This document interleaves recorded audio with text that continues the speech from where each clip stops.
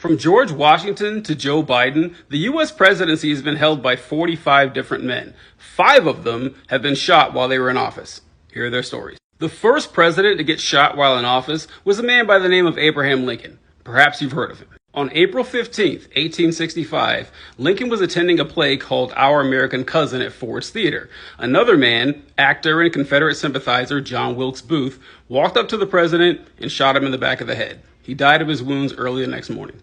Now, there are 2 interesting facts among numerous others that I'd like to point out regarding Lincoln's assassination. First, despite the importance and notoriety of the event, I have yet to run across a single review on how good the play was that night. Second, the Secret Service was created 3 months after Lincoln's assassination, but not as the president's bodyguard. At the time, the Secret Service was used to combat counterfeiting, which is why the Secret Service fell under the Department of Treasury until 2003 when it was moved to Department of Homeland Security. The second president to get shot in office, all 5 are going to be shot in office, I'm going to stop making that distinction, is President James A. Garfield. President Garfield is a rather obscure historical figure. If you're aware of his existence at all, you probably only know 3 things about him. 1, he hated Mondays. 2, he loved lasagna. 3, he was shot a few months into office.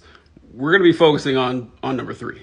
Just 4 months into his term, on July 2nd, 1881, Garfield was boarding a train out of Washington. Another man, political office seeker named Charles Guiteau, walked up to the president and shot him twice, once in the back and once in the arm.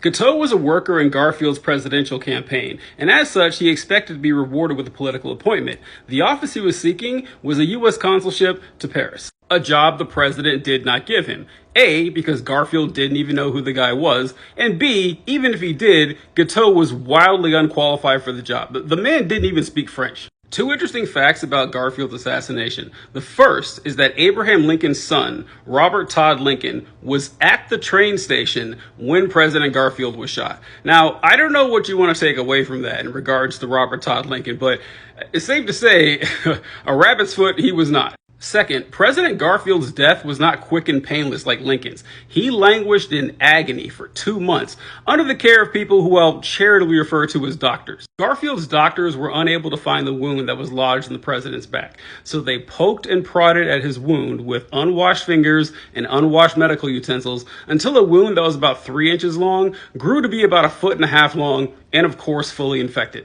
Now, the procedures for antiseptic surgery had existed for decades at this point, but true to form, Americans were hesitant to accept scientific progress. Go figure. That's just one way incompetent doctors killed President Garfield. Believe me, there were more. In fact, when Guiteau was tried for Garfield's assassination, his argument in court was, hey,